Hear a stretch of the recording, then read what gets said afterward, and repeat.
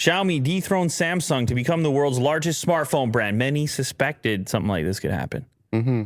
Samsung's manufacturing constraints have allowed Xiaomi to overtake the Korean brand for the very first time ever. That's a cool-looking phone. That's that monster camera module phone. Mm-hmm. I can't remember the name of it right now, but Xiaomi has sub-brands and just so many different SKUs on the market. Many budgets, many varieties of phones. At all the different ranges. Constantly making phones, new variants. There's a new phone every 2 weeks when you're Xiaomi. This is still impressive. Samsung has been at the top of that list every single quarter for seems like a long time. Latest data from Counterpoint Research sees Xiaomi pulling ahead of Samsung for the first time. Xiaomi witnessed a monthly sales hike of 26% in June 2021.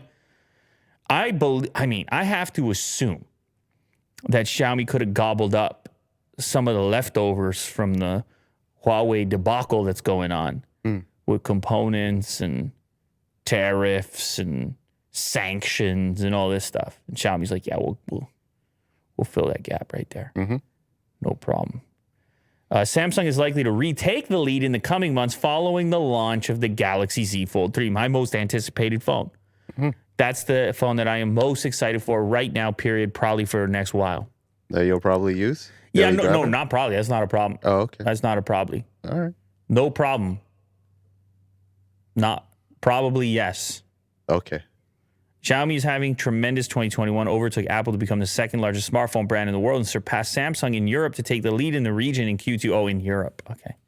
According to the latest monthly projections by Counterpoint Research, Xiaomi has dethroned Samsung to become the largest smartphone brand in the world. And look at their rise. You see that little orange line down there? Mm-hmm. You know I love an infograph here and there. It's going up. Everybody likes it's on the rise. That's like you talking about Ethereum. You go, hey, Lou, did you see Ethereum? It goes up. It's going up. Goes up, Lou. You should take a look, bud.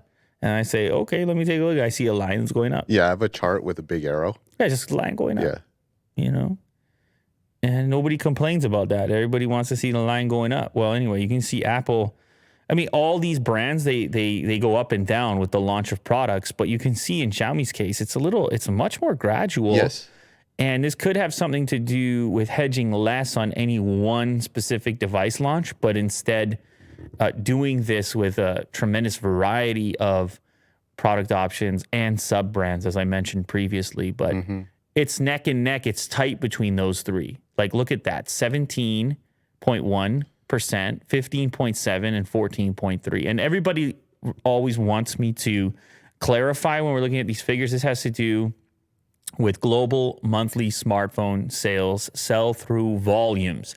We're talking about number of units, not necessarily the price of each unit, not necessarily the profit that's generated, but just units getting sent out into the world. Counterpoint is always bringing the good stuff when they're doing their research. That's why they're called Counterpoint Research.